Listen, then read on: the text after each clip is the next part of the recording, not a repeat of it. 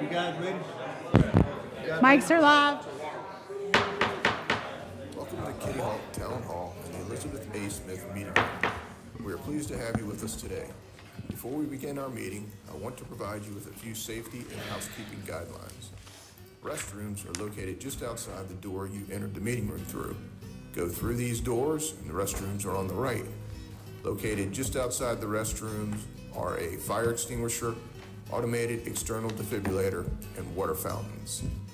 In the event we need to evacuate, there are two exits. The main exit is the same door you entered the room through. Proceed down the hallway and the exit doors are on the left. If that path is blocked, there is a second exit available in the office to the left of the dais. Both exits are marked with red exit signs. In the event of an evacuation, please meet up in the southernmost corner of the parking lot so we can account for everyone. If that is not a safe place due to the emergency, proceed to a safe place and contact Town Hall by phone once the emergency has ended. We have a limited number of sound amplification devices for people with hearing impairments. Please silence your telephones and electronic devices. If you need to make or take a call, kindly proceed to the library area just past the restrooms to have your conversation. Thank you for your cooperation. Thank you. Good evening, everyone. I'd like to call to order the April 1st, 2024 Town Council meeting with Kitty Hawk. We're in the Smith meeting room. I trust and hope that everyone had a great Easter holiday with family and friends. I know I did, trick-or-treating with trick-or-treating. I felt like I was trick-or-treating. Yeah, it would have been Easter egg. Easter egg hunting with grandkids. How about that? Great day. But if you're able to stand, if you would, join us in a moment of silence, followed by the Pledge of Allegiance.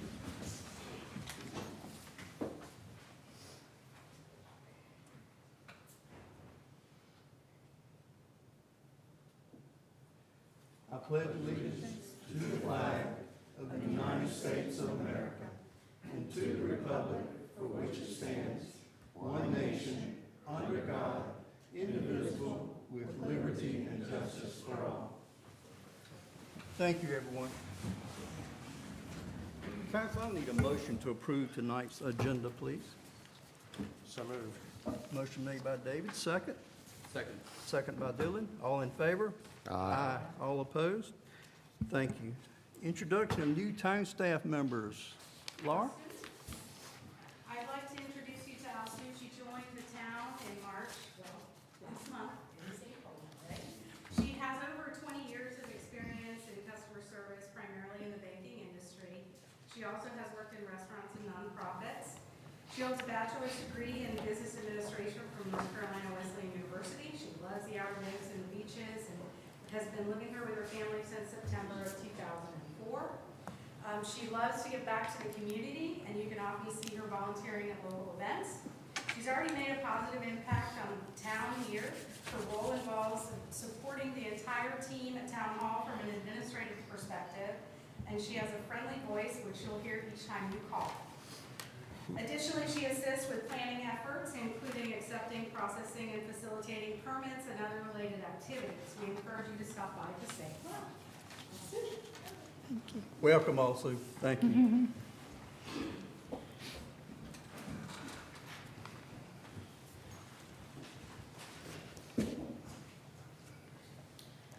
Good evening. Here to introduce our newest officer, Drew Weston. Born in Virginia, raised in Currituck, graduated from Currituck High School in 2005. Joined the Air Force in 2009. After 3 years in the military, he then joined the Department of Defense as a patrol officer. Drew has a total of 14 years in law enforcement with a background in specializing in K-9. Drew has been married to his wife for 13 years. They have 3 kids, 1 daughter and 2 sons, aged 8, 4, and 2, so he has his hands full there. Drew is extremely happy to be back in the area. On a side note, Drew and I actually went to high school together, so it's good for him to come back and anyways, guy. I appreciate it. Welcome. Thank you, Mr. Willie? Got 2 new members. We have two new people in Public Works this year. Nick Antonis, some people have seen him already, he's been here about a month. He's from Kitty Hawk, he's been plumbing and real estating. He's gonna be a big help to us, he's already showed us what he's got, so. And Mark Everett, he formerly worked with the county, and if we need to spray for mosquitoes, we got it covered now. And he lives in Manuel with his lovely bride, Jessica, who you all may know, who works here at Town Hall. We look forward to keeping our team strong this year, and I think we're going to have a good start. Thank you, Willie. Welcome. Welcome, Rick.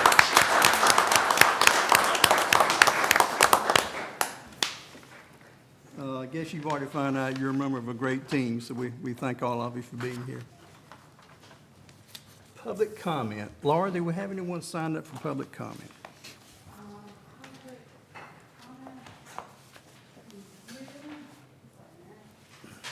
We have Joe Hurd from Manteo. Mr. Hurd?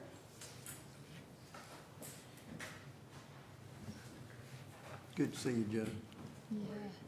And YouTube, I just we're trying to make this brief.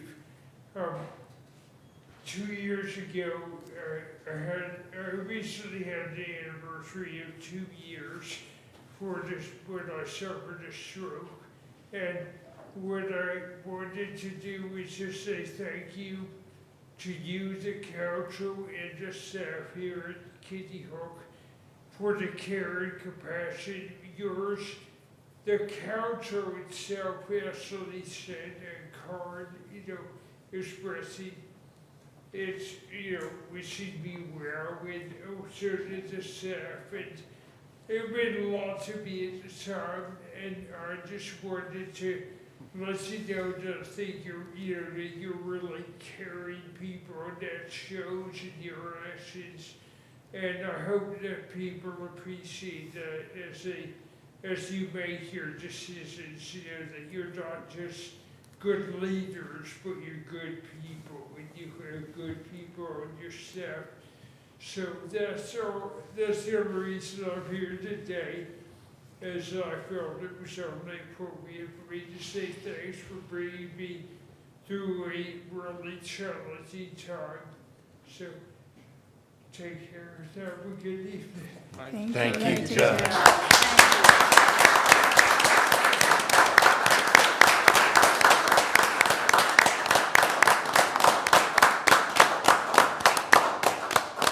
Joe, you'll continue to be in our thoughts and prayers, buddy.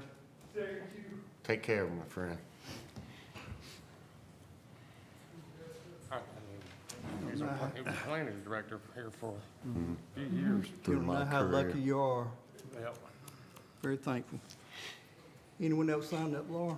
No, sir. Anyone else, does anyone like to speak at public comment about any topic tonight? Come on up, Mr. Heiss. Thank you, Mayor. I come to you once again for the Outer Banks Jeep Invasion as president of the Outer Banks Jeep Charities Group. Our Jeep Invasion this year is going to be in September, and asking permission again for a beach ride on the Kitty Hawk beaches from Edgar Street down to Bathhouse for the Friday and Saturday, which is the 20th and 21st. Like we've done in the past, 100 Jeeps per day. We're on the beach by 8, off the beach by 9, and escorted by Ocean Rescue, and also with the police department as well. And as in years past, a sizable donation will go to both of those departments as well. Asking for your permission for us to do that. Last year we had over 840 Jeeps on the Outer Banks, and only 200 of them got to ride on Kitty Hawk beaches. So looking forward to doing that again if you would so allow us to do that.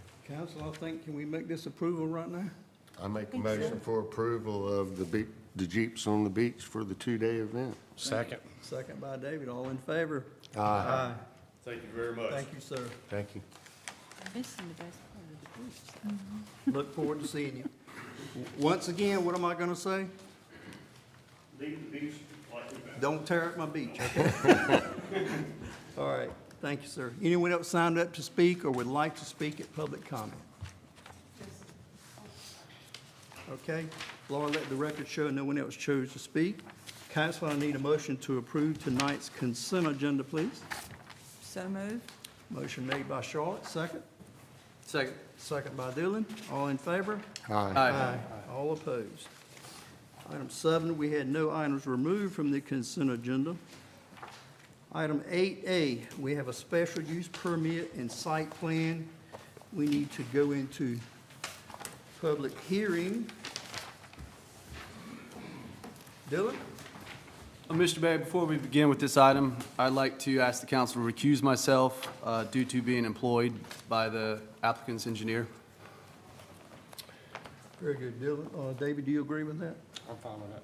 Jeff? I'm fine with that. Charlotte? Fine. No, I'm fine, right. We're total unanimous, Laura. Dylan is, from this point, recused from item 8A.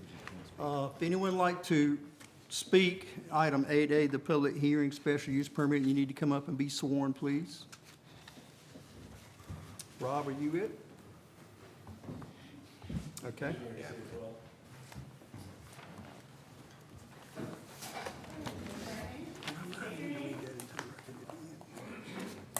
you solemnly affirm to tell the truth, the whole truth, and nothing but the truth?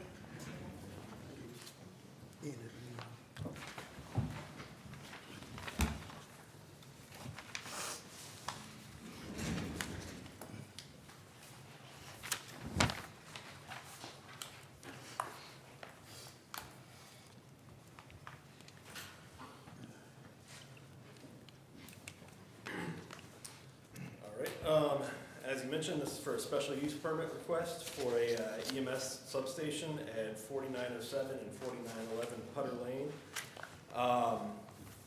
The EMS stations are permitted in the MS1 zoning district as a special use. Their ordinance doesn't list any specific conditions for approval. The proposed station will also include a bay for Kitty Hawk to house a fire truck during storms or other times that may be necessary. The subject properties are presently zoned as emergency and governmental services, the MS1 district. The site is currently unimproved. Directly abutting the subject property to the north is a vacant town-owned parcel that's also zoned MS1. To the west is the Seascape Golf Course, and to the east across 158 are a handful of single-family residences that are zoned BR1. And then to the south is a BC1 general beach commercial zoning district containing real estate office. You can see in the staff report under the staff analysis, the different zoning requirements that are being met, the lot coverage, building height. I won't read through all of them, but if council has any questions on any specific one, we can talk about them. So the following policy is relevant to this application in the land use plan. Policy 6.1 states maintain and provide ocean rescue services, emergency services, and fire and police protection. And as per section 42-100B8, in order to approve the application, council must make the findings that the proposed conditional uses meet what's in that subsection, and I'll kind of go through that for you here. The first one is, does not materially endanger the public health or safety, assuming that all required state and other permits are obtained.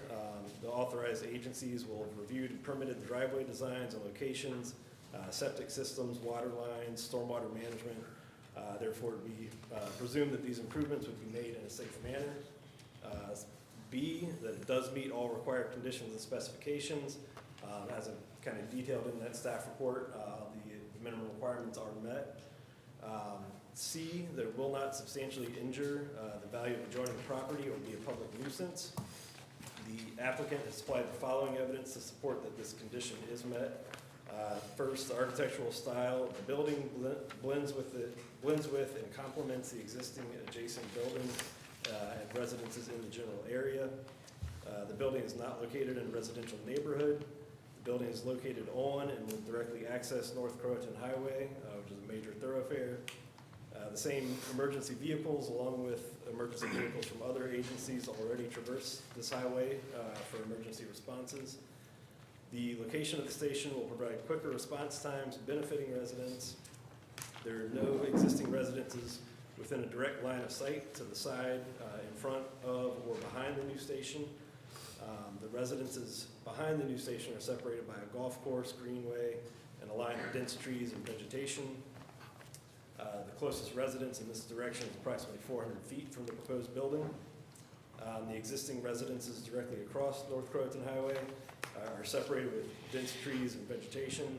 These residential properties are accessed from a side road and not North Croatan Highway. The closest residence in this direction is approximately 230 feet from the proposed building. They have a nighttime response protocol for siren use, and the building and grounds will always be maintained in good condition by the county. And then the fourth requirement is that it will be in harmony with the area in which it's located and be in general conformity with the comprehensive plan. The area in which it's located is zoned for emergency and medical services. It's abutting a commercial zone, which is in harmony with the area where it's located, and it's located in one of the invest and improve areas of the future land use map. A couple of recommended conditions of approval from staff would be that prior to the issuance of any building permits, that the parcels be combined into one single parcel and it be readdressed to North Croatan Highway address rather than Putter Lane. Planning Board at their February 15th meeting unanimously recommended approval with those recommended conditions. And turn over to the board for any questions, or the council. Engineer representative for the county is on hand if there's any technical questions that I can answer as well. Council, any questions for Rob or the county engineer? Charlotte? Jim? No question? Okay. Thank you, Rob. No further action from Rob. I'll need a motion to go back to leave public hearing, go back into regular session, please. So moved. Motion made by David, second. Second. Second by Charlotte. All in favor? Aye. All opposed. Okay, council, what do you want to do in this matter? I'll make a motion. Go ahead, David. I move to grant approval of the special use permit to allow an EMS substation at 4907 and 49011 Putter Lane. With those conditions listed in the staff report, Town Council finds that the proposal meets the conditions of Section 42-100B8 as described in the staff report. All right, motion by David. Do I have a second? Second. Second by Jeff. Any further discussion? All in favor, say aye. Aye. All opposed. Thank you. We want to thank Dare County once again for providing this service for the citizens, for Dare County, the north end of Dare County, south end of Currituck, and all around. We are certainly looking forward to this project kicking off very soon. We need it. Would you relay that for us, Mr. Heiss, please? I sure will. Thank you, sir. Thank you, sir. Okay, council, item 8B, text amendment regarding definitions of minimum lot size. I need a motion to go into public hearing, please. So moved, Mr. Mayor. Motion made by Jeff, second. Second. Second by Dylan. All in favor? Aye. All opposed. And Dylan, of course, you are back in voting mode on this text amendment. Go ahead. Okay, Rob. So the proposal came in by application to add to our current definition of minimum lot size. States minimum lot size means the minimum lot area as required by the various zoning districts, marsh and wetland areas as determined by federal, state, and local agency regulations may not be used for the minimum lot size. The proposal adds a sentence to the end of that stating all upland areas must be contiguous, and connected to meet the minimum lot size requirements. In addition to the proposed addition to the definition, discussed with the applicant that since in each zoning district, it specifically calls out the minimum lot size, that same language should be applied to all the districts so it's consistent throughout. Just for some background, recently a text amendment was adopted that excluded any type of wetland from being included in the minimum lot size calculations. It's been brought to staff's attention that the majority consensus of council was that the intended for 15,000 square feet to be contiguous in nature. In other words, to be considered adequate square footage for a new lot during the subdivision process, the 15,000 square feet of upland area must be uninterrupted by any wetlands, marsh, streams, or roads, or what have you. During the previous text amendment, this desire was not relayed to staff, so it wasn't included in any of the discussions. So that's why we're kind of back here at it tonight. Let's see. So the applicant, I already mentioned that I added it, or we recommend adding it into the subsection. During the planning board review of the proposal, there were concerns that were brought up during the public comment, as well as by a couple of planning board members.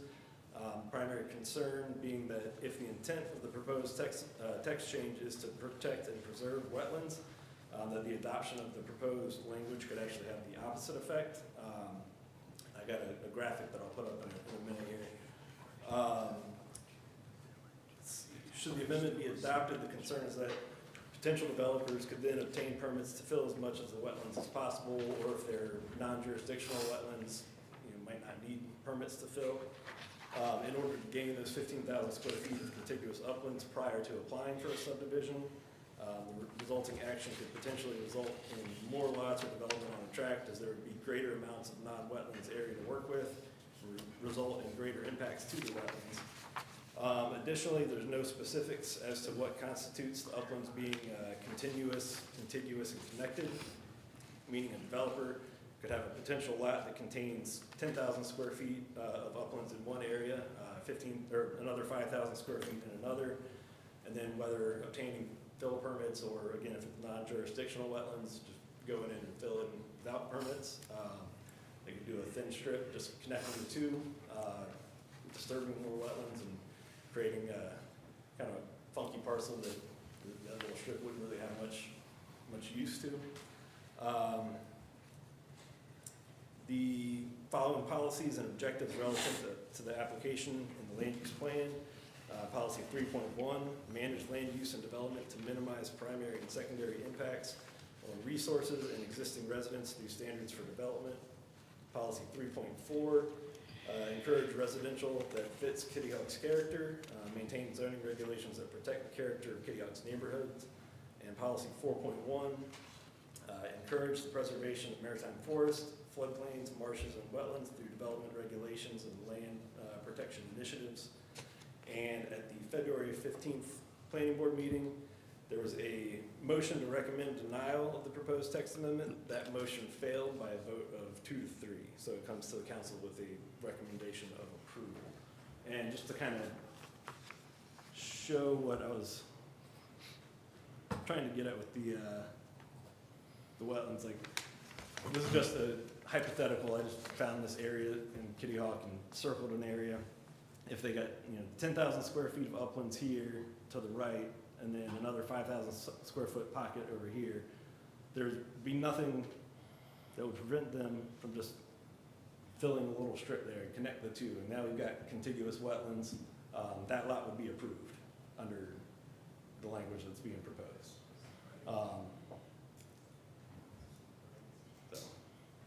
So I'll turn it over to the board for any question. I know there's public comments as well. So. Yeah. At least, and that's my interpretation. Casey, if you have No, I don't disagree. So let's just be clear. I'm tied up with some of the thoughts of the planning board, and you just said it. If it is not continuous, contiguous, and connected, someone can get a permit, or they do not have to get a permit. In certain circumstances, if it's not jurisdictional. And haul in dirt and field to make it continuous, contiguous, and connected. Is that right? Correct. Case, is that right? That's correct. I have a problem with that. I'm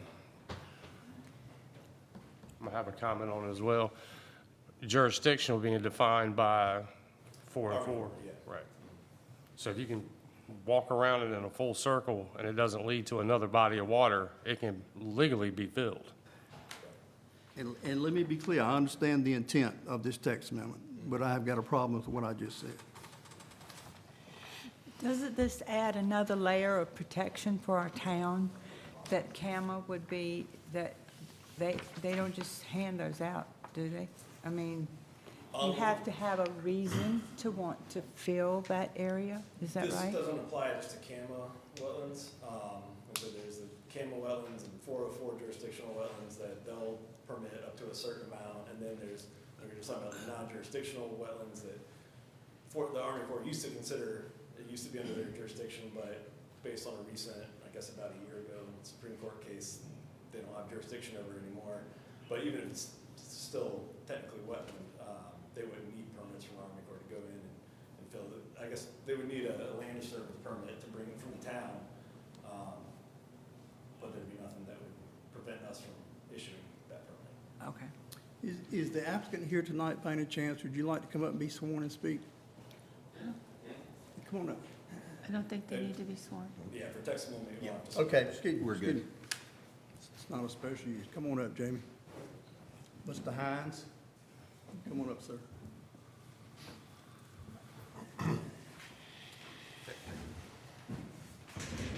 So the whole original intent behind all this, and now that we're coming back around a second time before you guys tonight, is basically, I would say, more some housekeeping, just kind of clarifying some things. But the whole point behind the text amendment was to discourage the over-densification of Kitty Hawk and from using every square inch of upland to build something on. That's the whole intent behind all this. When I came back to Rob with continuous, contiguous, and connected, that was to keep somebody from doing exactly what he has basically drawn out. Great diagram, I understand what he's trying to explain, but instead of somebody using 10,000 square foot of high ground over here and 5,000 over here to make, one lot, try to build something on a smaller parcel of land. It's just, the whole reason behind this was to kind of discourage a lot of what you see in like Killable Hills where they just have houses stacked on top of each other, because obviously nobody enjoys seeing that when you drive down the road. We're just trying to help kind of protect the way that the village looks and help to maintain that for future generations to come. Thank you. Any questions for the applicant? All right. Thank you, Mr. Hines. Thank you. Jeff, any comments? No. Questions? And remember, council, we're looking at text amendment only tonight. That's all we're looking at. Dylan? So I just want a little bit of clarification from Rob. So it sounds like the intent of this was to prevent what you've shown. Do you see any way that it could be tweaked to promote that intent? I'm sure there is. I don't know if I'd want to just try to come up with a solution. Right. But Just curious, just trying to understand it all. Dave? I'm trying to follow along with Dylan. I mean, are you saying that you are or are not okay? I'm confused too, to be honest. I'm in favor of keeping the town's character, which I feel like requiring the 15 of upland be continuous due to, to me, that's what I see. That encourages a little bit larger lot sizing and more in tune with what Kitty Hawk's character, I see Kitty Hawk's character to be. I think if there's some way to specify in the amendment that it is a pre-disturbed area or, that, I don't know, I'm not proposing that to be the exact language, but some way to highlight that in its natural state before anybody goes in and does anything, that it has to be 15,000 square feet of upland area or contiguous upland area. Or the existing wetlands need to be contiguous? I'll let Casey weigh in on the, like the legality, Well, the issue, I think, proving it like this, but then later trying to enforce it as, well, that's not what we intended. For example, you don't have a standard in the text amendment in front of you. There's nothing really that keeps your decision from being arbitrary, because why is that not continuous? So I agree, some type of limit, some standard by which you guys could rest your hats on ultimately, which something to the extent of that must be, as the connection point must be as wide as the lot is. There has to be some kind of some kind of guiding standard that keeps you guys out of the fray of, well, is this enough to qualify as continuous, contiguous, and connected? I guess for me too, so let's just say there's generational land back there, and we know there is. And let's use this example right here, and let's just say we'll use the name Tom wants to give, he's got 3 acres right there, but he doesn't have 3 acres of continuous uplands, right? And that little portion right there can legally be filled because it doesn't lead to a body of water, okay? So he wants to give 1 acre to each one of his 3 kids. If we pass it the way it's written, you can't do that. Is that correct? Because I don't think that's right. If I followed your. I'm okay with what the residents want as far as certain areas, but I think we got to be careful of telling somebody they can't fill a little bit of an area that's no longer jurisdictional by the federal, whether it's Campbell or Army Corps. Is that the Supreme Court ruling? I think that was a U.S. Supreme Court ruling, correct? Yes. Right.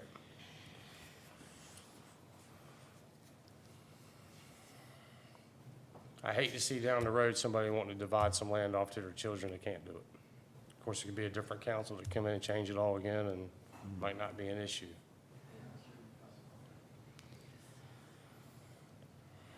But I mean, I'm in favor of keeping Kitty Hawk the way, you know, I don't want to look like the other towns either, so I don't know how to. Rob, to answer what I think, or not to answer, to help guide maybe what I think is David's question, is there anything in our exempt subdivision ordinance that would take care of that problem? Don't believe it. It's only falls under the exemptions if it's under 2 acres. So Okay. possibly, not the exact scenario that. Right. That we mentioned. And we're talking subdivisions, correct? This is for subdivision. Any- Yeah, this has no bearing on any existing lots. You know, there's some. Only newly we've got created. Hundreds of 7,500 square foot lots between the highways. Any, So that's not gonna be none of that non-conforming or anything to that. it has the potential to create non-conforming lots, but you can, non-conforming lots are still buildable. Even if it's more than 50% damage? Yes. Yeah, that's where you're getting into non-conforming structures versus non-conforming Right. lots. I just want to be clear for everybody. So something to take note of too, and so we're talking wetlands, but this also eliminates, in your staff report, you mentioned crossing roads as well. Is that correct? That would be my read of it, yes. And then you can't fill a road, Right. so that's a hard line there. I agree with that. Just something to note. Good point, Jim. Any more questions or comments for Rob or the applicant?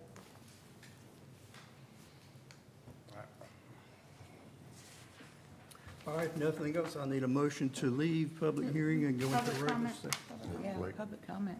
Public comment. On this matter? Yes, excuse me. Come on up, sir.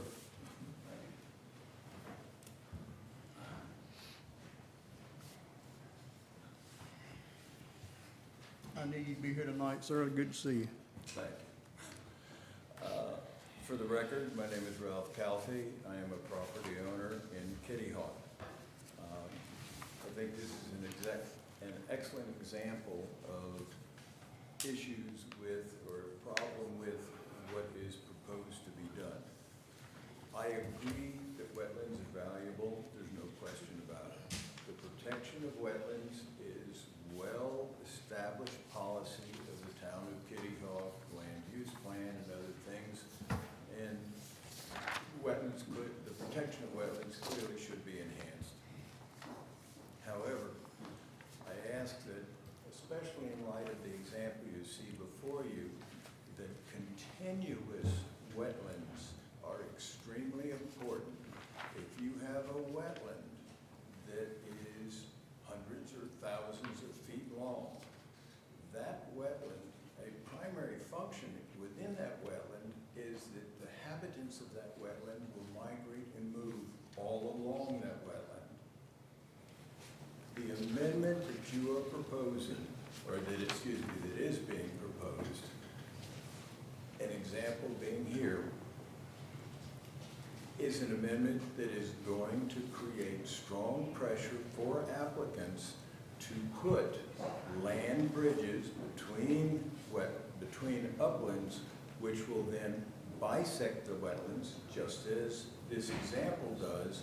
And now, the animals and all the other critters that live in the wetlands will not be able to migrate through the wetland, but now will be in a series of pockets of wetlands. That is a much lower quality wetland than what you started with. I don't think you should be adopting something that encourages applicants to fill wetlands such that they are no longer continuous.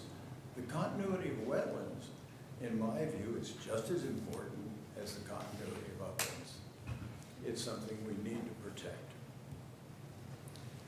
My experience in doing or being involved in wetland subdivisions is that the wetland upland interface is really the hardest part of it. All the rest of it, the acreage requirements or anything else is pretty standard, but that's the hard part. But if you impose this amendment, you are going to encourage applicants to create lots solely for the purpose of complying and/or being eligible for fill permits to create more and more isolated wetlands out of what were contiguous wetlands. I encourage you not to adopt this ordinance. Thank you. Thank you, Mr. Campbell. Anyone else here would like to speak? Come on up, sir. State your name, please. Good evening, my name is Duke Garrity. I'm the Government Affairs Director out of Banks Home Builders Association. I don't know how I could add anything else to what Ralph just said. We all know wetlands should be contiguous. What we're trying to do here is make things harder, make things a little more expensive to build and slow down growth. Very easy to fill this in, it's just gonna cost more money. Every one of our lot owners. I go to one meeting and we're talking about affordable housing. The next meeting, we're talking about adding $10,000 to $20,000 worth of cost to the lot. Clearing it, clearing trees out too. And look, that's it, I don't know what we're looking to gain. I don't know what the intent is. If we have 15,000 square foot, it's not important to have them contiguous.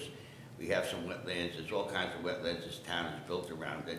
There's no shortage, but you are losing them more and more all the time.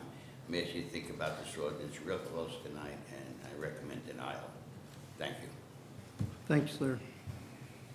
Anyone else here tonight like to speak? Yes, ma'am. Come on up.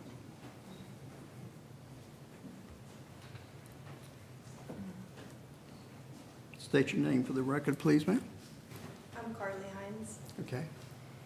I didn't really intend on speaking. I'm not going to give the details that everyone else is speaking. I'm going to kind of speak from the heart and not so much the details of the text amendment, the development, everything that you have heard over and over and over again. I don't need to. But I wrote a couple of things down. I want you to just kind of reflect on and just to think about moving forward. I'm not saying yay, nay at all. I just want you to think about it. So I have kind of been alongside my husband the whole time, and I've sat quietly. I've supported him and everyone else in this matter. I'm not gonna, like I said, I'm not gonna get into all of the details that you've heard over and over again that multiple people have said regarding the statistics, the wetlands, and everything that you already know. But I am gonna ask you to just think back. I'm gonna ask you to think back of what the Outer Banks was when you were growing up. I'm gonna ask you to take just a minute before you vote on this to think about what you enjoyed doing here growing up. What did you love about this place? What did it look like? How did it feel? Did you love the freedom that it offered? Did you have space? Did you love running around with your family, with your friends? I'm looking at this from a perspective not only as a child who grew up here, but as a mother who has her own child who will grow up in this town that we call home. I don't have the same place that you grew up with. My husband doesn't have the same place that his parents grew up with or his grandfather grew up with. And my daughter won't have the same place that I grew up with. This beach has changed so much. Development is inevitable. We know that. But overdevelopment, that is what makes my heart break for this one-of-a-kind village that we call home. My daughter deserves better. Your children, your grandchildren, and your future generations deserve better. Remember why you were elected. Thank you, guys. Thank you, Ms. Hayes.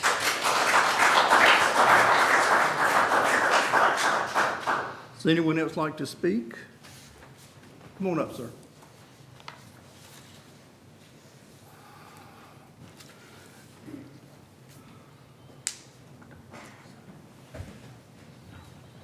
How y'all doing this evening?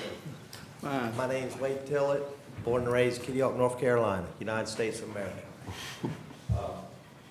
Look at this picture. It says seed. If you could zoom out, that's 1,500 square feet between the two and a little piece in the middle.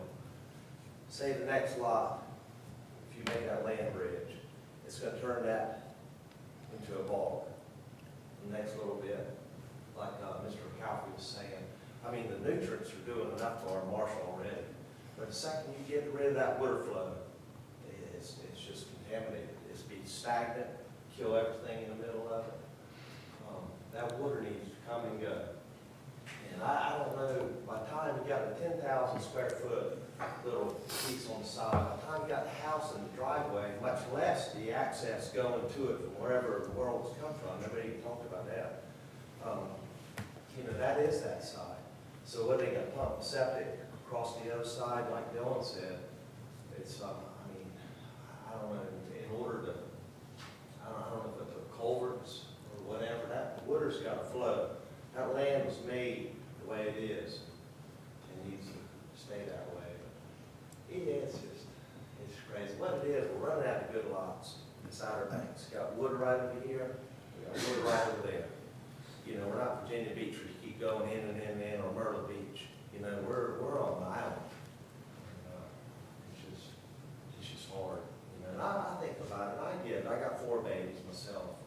I don't know where they're gonna live someday.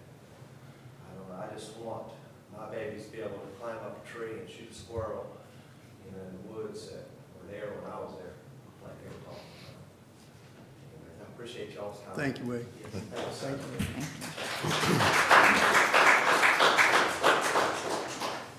Anyone else like to speak? Okay, I've got an email that came in late this afternoon to me and asked to be read into the record, so I will do that now. That's appropriate, correct? Okay.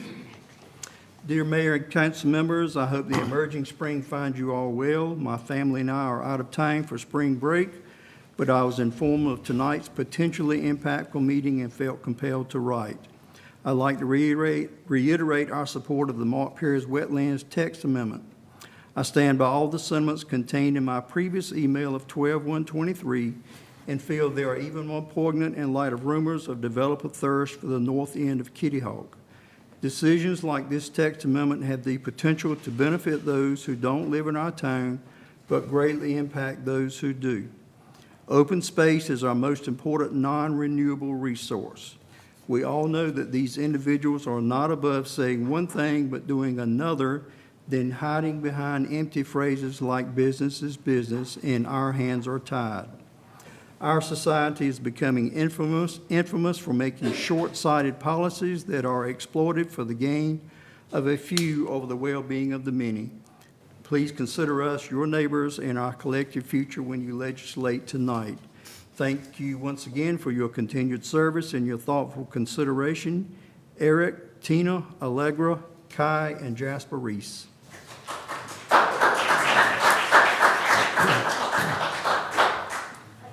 All right, any more speakers? Come on up. Come on up, Katie. Hey, I'm Katie Morgan. Okay, what I'm going to read probably sounds like a tangent, but it all comes back. 3 minutes now, Katie. Okay, so here we go.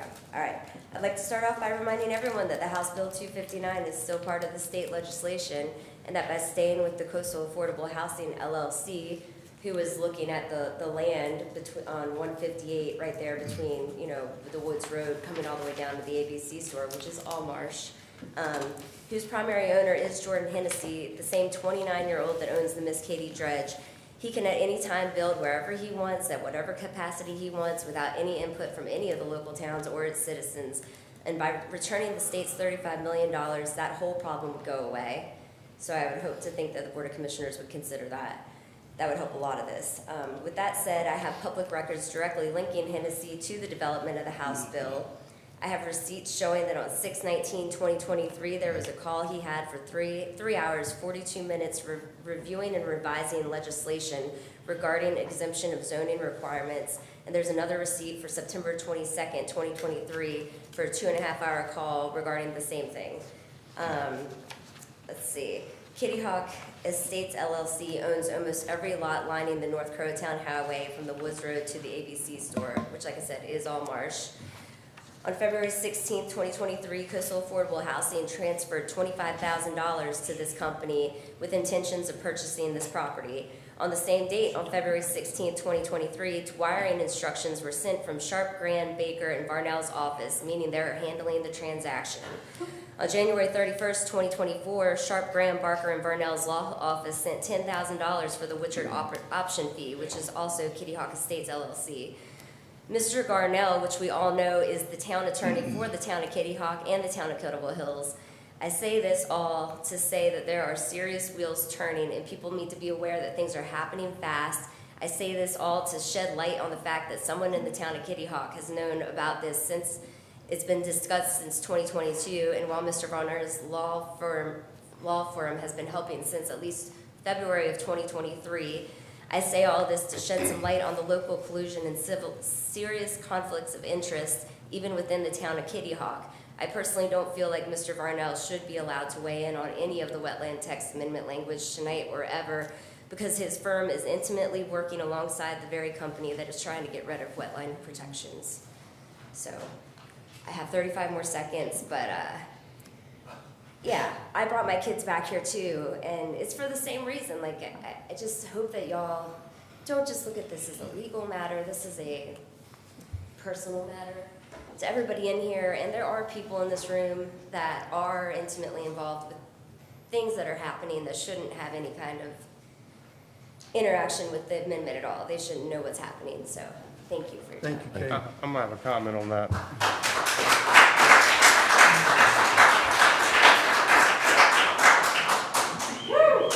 I can't speak for half of that, but I can speak for myself, that I know nothing about what was going on Woods Road with the Coastal Affordable Housing, for the record.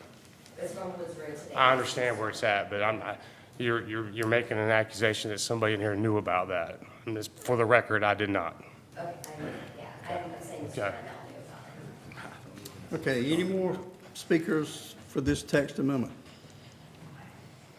Mayor, I have one more gentleman's fund. Yes, ma'am. And that's Jimbo Ward. Is Mr. Ward here? Mm-hmm. Come on up, Mr. Ward.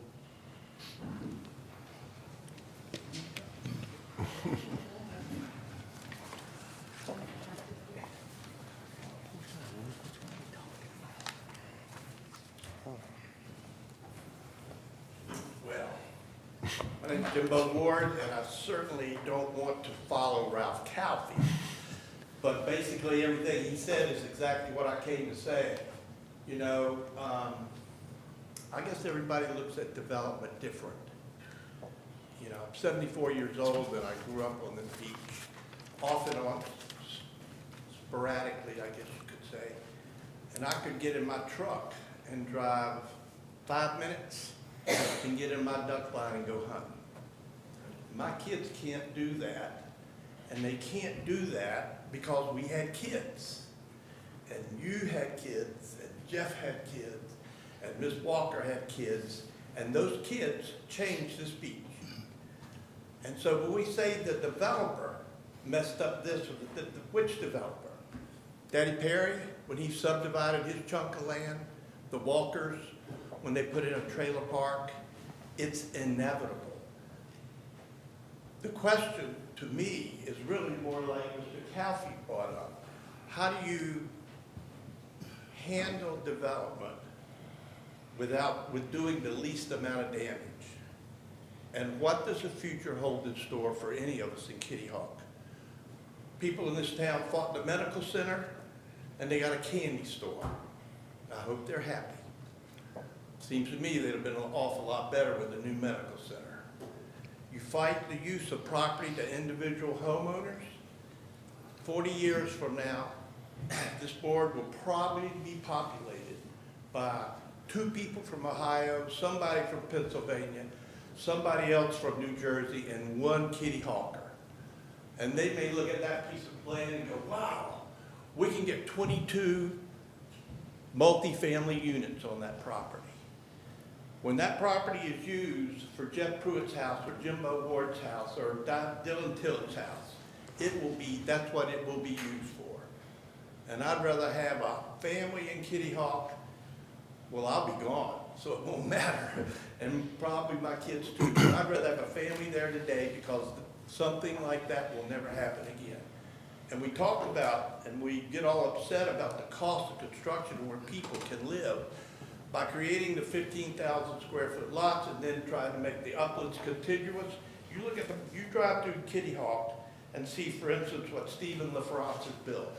He is the only person in Kitty Hawk building a house that somebody could actually afford.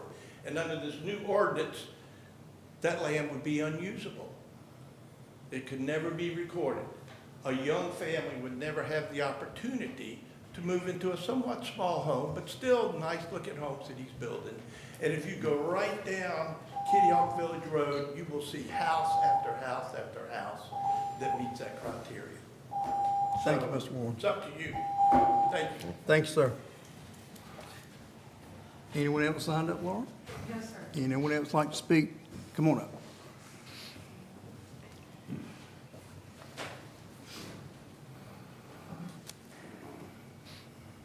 Sharon Sullivan. I don't have prepared remarks, but and whether or not you guys vote for this text amendment, that's up to you. But the intent to protect the wetlands is important to everybody. And just if you don't vote for this, then please work together. Don't make somebody pay another $250 or whatever to put a text amendment on. Get together and work on it and protect our wetlands. If this isn't going to work, then find something that will. Thank you, Ms. Sullivan.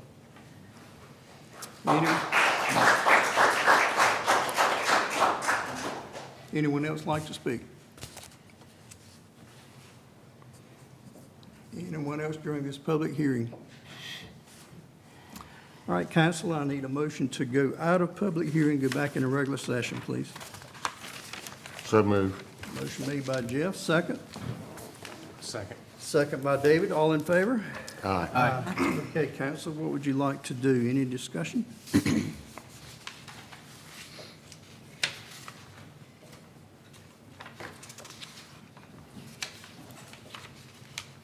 If not, I'll entertain a motion.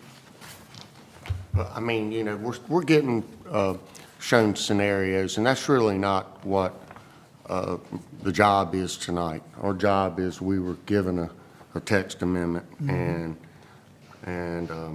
you know, whether there's a loophole that we're going to miss tonight, I'm not really sure. And if we do, we might have to come back and correct it. But we have the text amendment in front of us, and not the ability to change it. So that's where. And that's all we have. That's all we You're have. correct, Jeff. So I just, you know, whatever we decide tonight, I think it just has to strictly be with what the applicant has proposed to us. All right. Thank you, Jeff. Any further conversation? Is it $250 every time somebody brings in a new? So this board doesn't have the right to say, okay, well, let's waive that fee and let's all sit down and. Applies for a text amendment, it's $250 for them to bring it to the planning board and council. If council directs staff to draft a text amendment, then it's not. Both times they pay that? Yeah, because they changed it from the original. It was an entirely separate application. The first one got approved, and then this is a separate application. But like I said, if council once this isn't, if council feels like maybe this isn't the right approach, but wants to do something to try to resolve it, then you either table it, I can work with the applicant to revise it, or deny and recommend, or, direct staff to start drafting something to get at that intent, which, I've got no problem reaching out and working with the residents and folks too, to get, all the input from all sides to, get what council wants to see and what would best protect and preserve those wetlands. Got no problem doing that. Once again, I think that would be up to the applicant. I mean, if the council's willing to entertain the thought, that would certainly be, or would the applicant prefer us to go ahead as scheduled on the agenda and then direct staff to look into this or something to that nature? I mean, I'm not sure. I think, Casey, you can correct me if I'm wrong, but if we make any changes to what they've proposed, they would have to agree to it. But That's what. If the applicant wants to just proceed and give a yes/no vote tonight, Mhm. and then we can go whichever way we need, then we can do that. Or if we table it and direct me to work with the applicant and Mhm. come up with something that addresses the concerns, then we can do that too, as long as that I agrees think, to the changes that would be There's recommended. a lot of people who've been very faithful to coming to these meetings and speaking, and I think they deserve an answer. I do too, but I also don't think it's right for the applicant to have to keep spending money every time they want to come in here, to try to do what they want to do. I mean, the first time it got approved, correct? So this is the second time. You mentioned tabling it. It would be up to Mr. Hines to agree to that, but what, I mean, if it's tabled though, I don't think it's right that he spends more money to come back in here. If it But gets I don't tabled, think you'd have to. Yeah, Okay. if you table it, it's still part of the same application process. It's just going back to the planning board to tweak the language. There's nothing, no additional fees or anything like that. And again, if council wants to make a decision tonight and it ended up being a no, but you wanted to, direct me to work with them and come up with something else to address those concerns, then that's coming at your direction. There wouldn't be any burden on the applicant to do it or, to submit a new application at that point.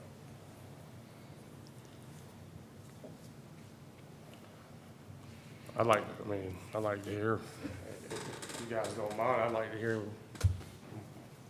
Jamie, if you don't mind speaking again to what we're talking about.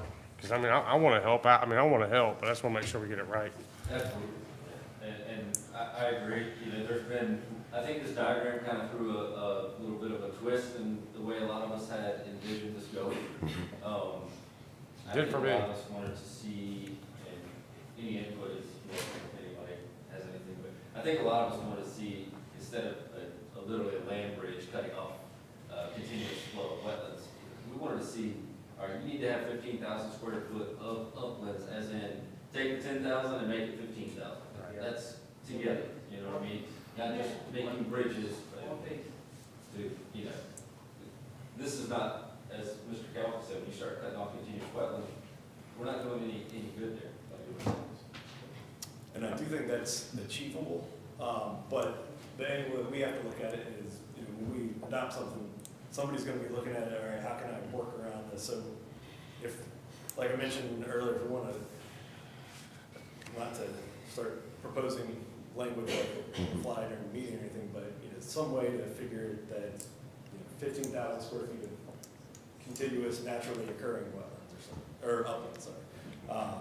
Something of that nature. That way somebody, a developer or whoever can't come in and say, well, if I push a little dirt around here, then I've got 15,000 square feet. So there is common ground we can find. Yeah, I think it's definitely doable. Like I said, just in my position when bringing these things forward is I have to try to talking with the town attorney as well, I have to try to figure out the loopholes that people are going to come at us with. That way we can try to identify them before we land another proposal in front of us that are exploiting the loopholes that we create. So I want to be clear, one of the reasons I'm concerned about this, because I've been involved in a different situation, actually on a county board where that happened. We all know what happened in Wanchese, okay? And I don't want to see that happen again, because we vote on something and then somebody else comes in and loopholes it.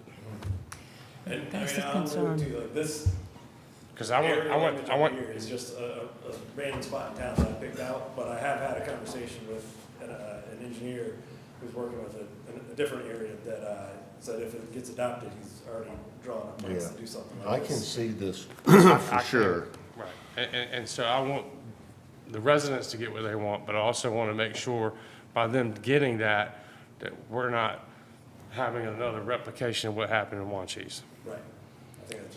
All right, you'd like to make a motion? I mean, Jeff? Well, I'm gonna go back to the applicant. I am too. Would you be willing, if I make a motion, to defer this until the next meeting?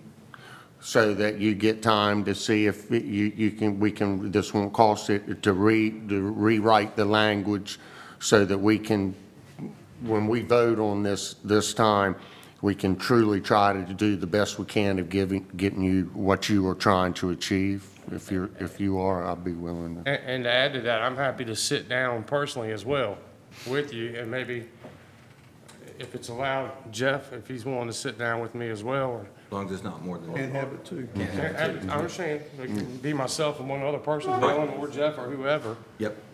and sit down and make sure we get it right for them, at the same time not helping somebody else get it wrong. That's the only thing I'm hung up on. I was at the planning board meeting when this came up, and it never occurred to me that it wasn't contiguous. So, but the word was not in there, and so I learned that words matter. So, So I'm gonna go back to Jamie with what Jeff's request was. Is that, I mean, I'm not trying to put you on the spot. I mean, is that something you're okay with? Or you guys are okay with? Like sitting down, let's just, Yeah, I mean, we need to find a way to stop having to come to. I agree. Yeah, we're not. Yeah. we know you Right. enjoy coming. I agree with you. One of these council meetings, but at what point do we stop finding every single, Yeah, I know. And I mean, we commend can you. certainly vote on this I mean- tonight, I mean, and move forward, you know. Fix that. Later on, you know, we can suggest you meet with Rob, and if we suggest it, it doesn't occur a fee, and if y'all are and, voting on it I mean, tonight, I think most of us are fine with that. And if there needs to be an amendment to this second text amendment, then we can come back to the council. so what I'm hearing is you would like us to proceed with the text amendment as written that you've provided? I think that's what I heard. Is that right, Jamie? I think at this point, with what we have here, I think it would be probably best, to at least let's just go ahead and vote on Okay. what we have now for now. Okay. And then we can, if changes need to be made to further clarify things, then that can happen. Okay. Jamie, I commend you for sticking with this through 2 applications. All right, council. I'd like to make a motion.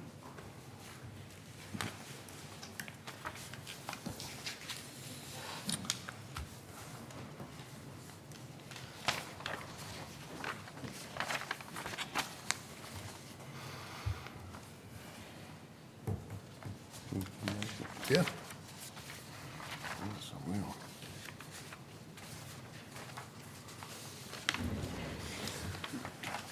All right.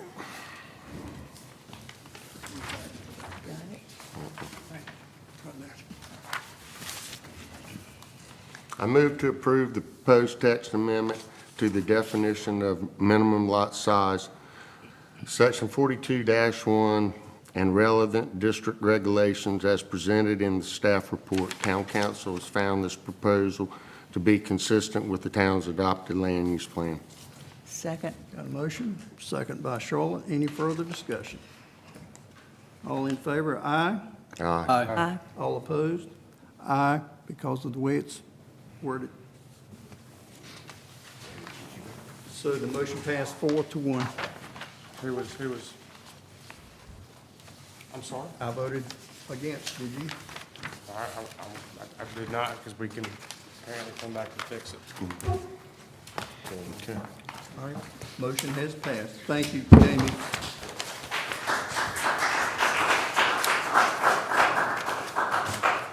Thank you, Mr. Hines, good work.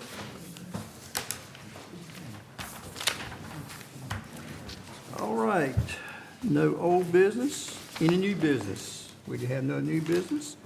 Report council comments from town manager, please. Good evening. I have a few things. We had our initial bid opening for the police station building on March the 22nd. Unfortunately, the state statute requires a minimum of 3 bids for a successful process, and 2 bidders came forward at that time. Because the minimum bidder count was not met, we re-advertised the bid, and we'll hold a bid opening tomorrow at 2 p.m. Since this is a re-advertisement, the statute only requires to accept the bids that come. The minimum bid number is not in place for a re-advertisement. So we know we'll at least have 2 bidders tomorrow. Will that be here? Here. Mm-hmm. That'll be nice. Spring chipping, town-wide chipping will begin on Monday, April the 8th. And please visit the town's website for all the details on what to do and where to put your stuff. The bathhouse is open, and I understand it was just in time. It was a beautiful weekend and very well utilized. And just a reminder, we'll be holding our first ever community trash collection on Saturday, April 20th, and we're accepting volunteers. So again, visit our website to register. Thank you. Thank you, Melody, good report. Mr. Town Attorney. Mayor, I have nothing. Thank you. Thank you, sir. Town Council, Charlotte? I received a text from Pete Mance today, and he wanted me to pass along his gratitude to the town of Kitty Hawk, and the volunteers who helped supporting the road race Blackbeard's Revenge last weekend. Due to the crazy weather, the race route changed, and we ended up running through Kitty Hawk twice.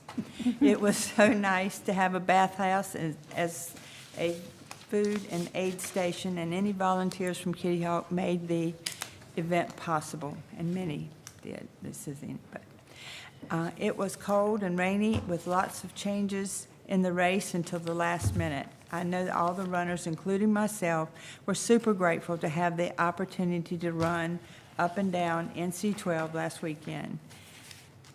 Please pass along a big thank you for me to the council and city management, as they appreciated everything that was done for them. Thank you.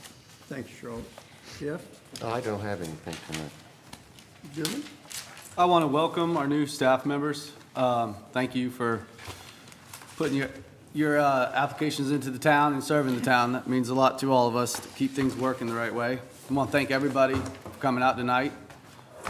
Support in the room is always a wonderful thing. It's good to hear everybody's opinions either way, and I enjoy listening to everybody. And then, do we need to officially, this probably goes without saying, do we need to officially task Rob with coordinating with Mr. Hines? Or is that was already talked about? But we can do that. Rob, you good with that? Yeah. Okay, make contact. And that's all I have. Good. Thank you, Dylan. Dave? Talking a lot, like, how about that wolf pack? Yeah. Again, I'd like to thank the new staff members who've already started and already showed a positive impact, to our time. Thank you again, everybody who's here tonight. Thank you for coming out. I apologize again for my trick-or-treat mistake at the beginning of the meeting. That's what it turned into. Thank you all for coming. Council, I need a motion to adjourn. Did you read it? I read it earlier. Okay. Do we have to schedule for the budget meeting? Is that got to be? Okay. Not yet. Need a motion to adjourn, Council. Motion to adjourn, Mr. Mayor. All in favor? Aye. We are adjourned.